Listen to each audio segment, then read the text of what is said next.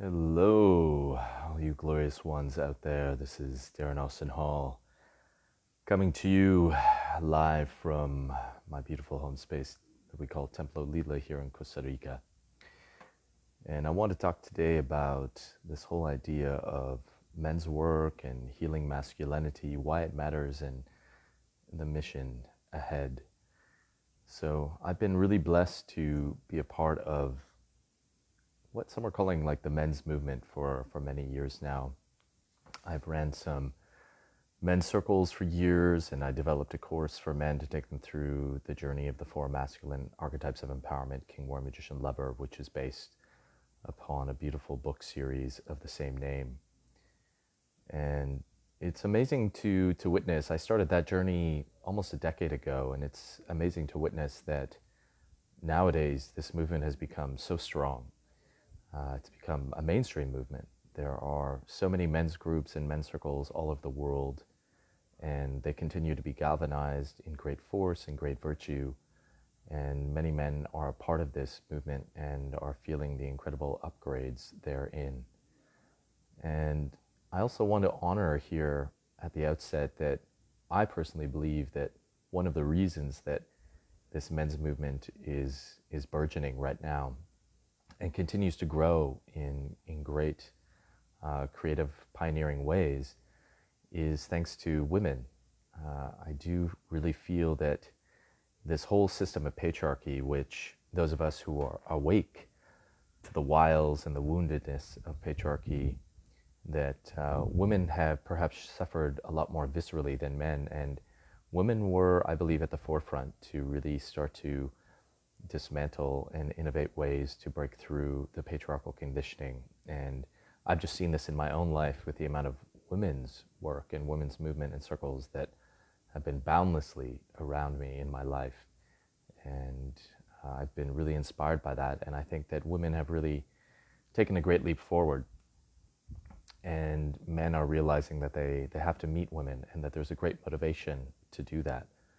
Because having empowered conscious women in your life and being able to meet them and receive their feedback and figure out ways to collaborate in partnership to really inspire each other's mutual development and evolution is a very, very powerful thing.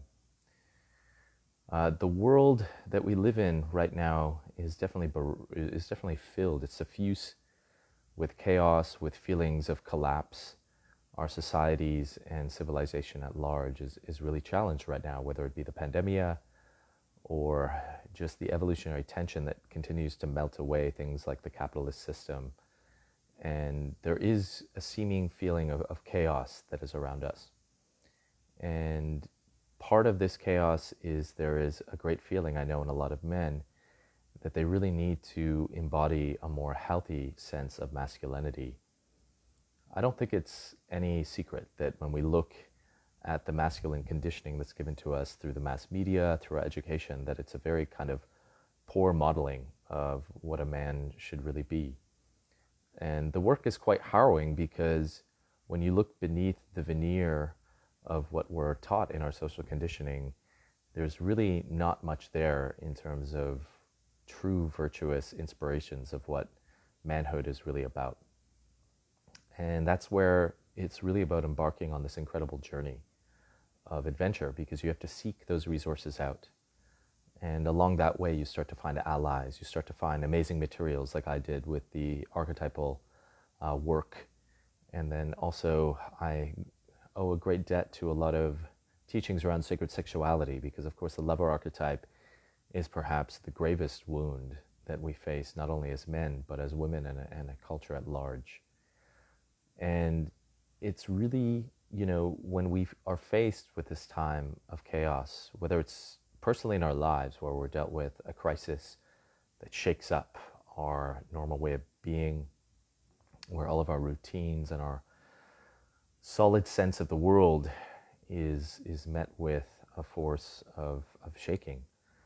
This is when we are asked to transform, to evolve, to see this actually as a potential for initiation, to win a whole new level of ourself, a self that we may not have even been aware of, and we would not have been aware of unless we had allowed the evolutionary tension of this initiation, this crisis, to really work on us. And I know one of the biggest problems that men face in what they've received from social conditioning is that men don't really share their emotions. They keep their inner processes to themselves. And I know this very personally because I have experienced this greatly in my life, this just internalizing and not finding ways to be vulnerable and seek out the help and the support of other brothers, other sisters, of community. So in a lot of ways, this makes the men's work challenging, and a great challenge because it presents a great opportunity, because a lot of the wounds that we bear are very hidden, and it takes a lot of excavation to really do the work.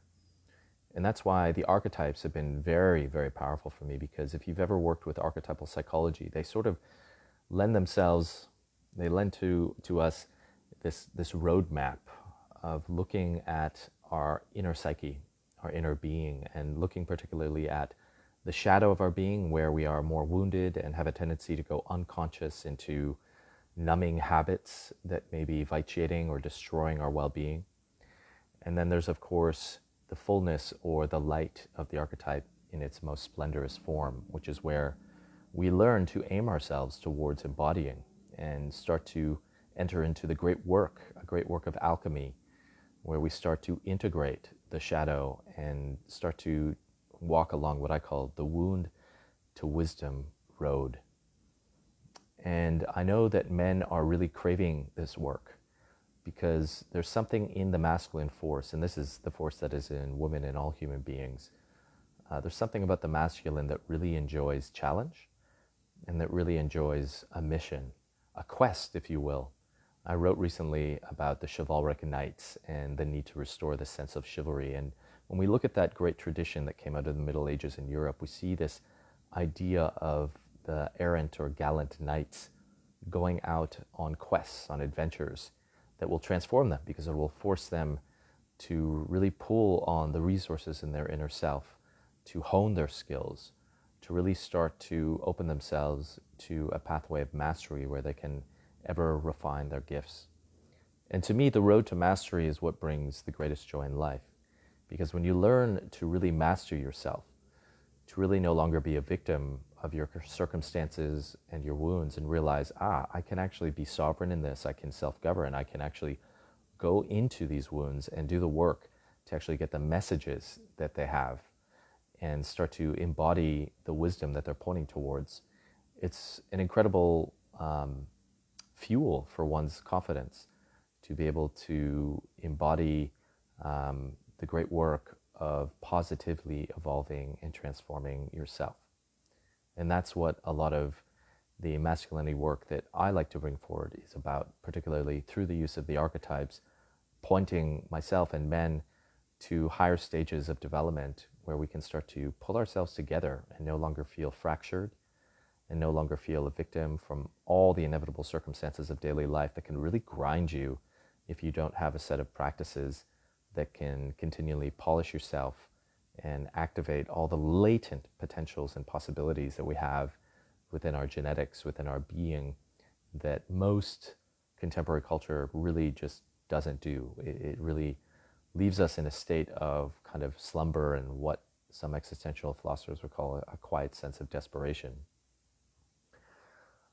I'm really warmed as well that this Healthy Masculinity group that I've recently started on Facebook, there is a number of men there already and growing by the day. We're almost at 200 members, and there's some incredible conversations going there. And I've linked the group here, and I invite any men to join that group, because that'll be the launch pad for this upcoming 5-module free course that I'll be drawing upon, where we'll be covering some very interesting terrain, looking at some great themes that men deal with. We'll be looking at, for instance, the idea of the lost man, really taking a sobering account of the challenges that face rectifying masculinity in our modern world. The loss of initiation ceremonies, for instance, and rites of passage, and true models and paragons of what healthy masculinity looks like.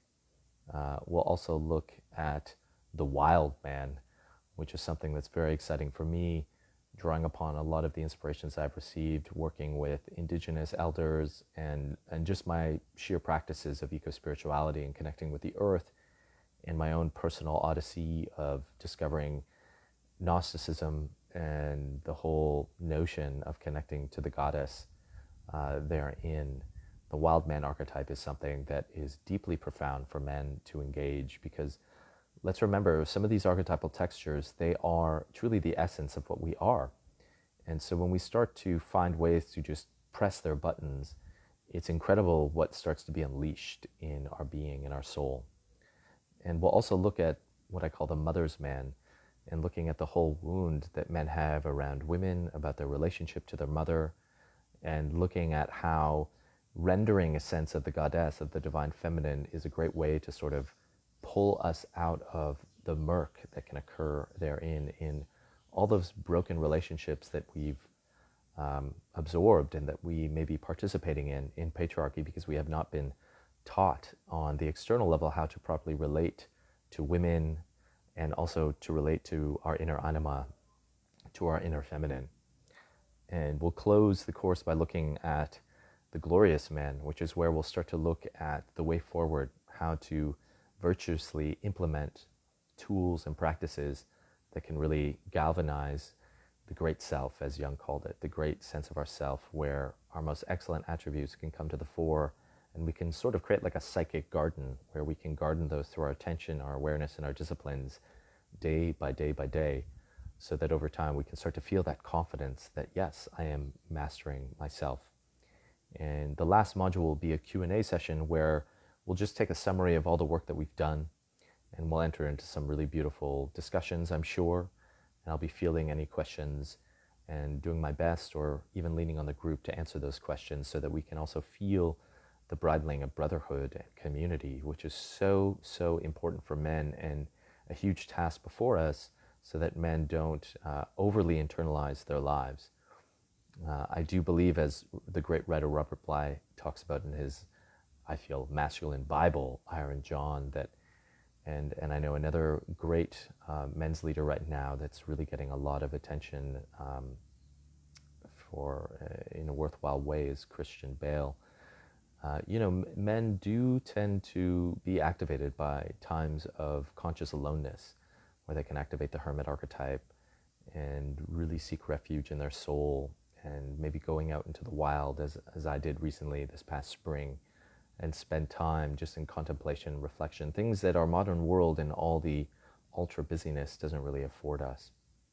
But it's also important for men to find that way to pivot into brotherhood and community, because we also have a tendency to stay too much and hovel too much in the howling of our soul's wounds, and not sharing them, and not feeling strong enough to share them, because often men feel ashamed. There's this really, really deep wound of shame, part of the toxic masculinity landscape, that keeps men sort of silent, and then in a sense benumbing themselves with various addictions and routines that I know very acutely, and finding a way to really lean on our brothers and love our brothers, and realize that, we don't have to be afraid anymore, that we can come out and share our wounds. And by doing that, we also realize that we're all wounded, that we're all dealing with some kind of wound or pain or agony in our life, that maybe we've never been able to get it together.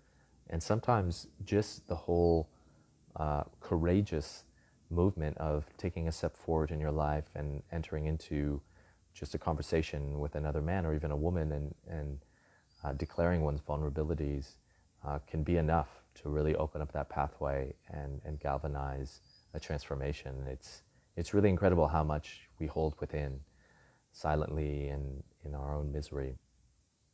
So I'm really excited to launch this course. It'll be happening, I believe, October 18th is when it begins. It'll be 5 days in a row, so it'll be really very charged node of inspirations. And I'm sure there's going to be lots of amazing things that will come of that.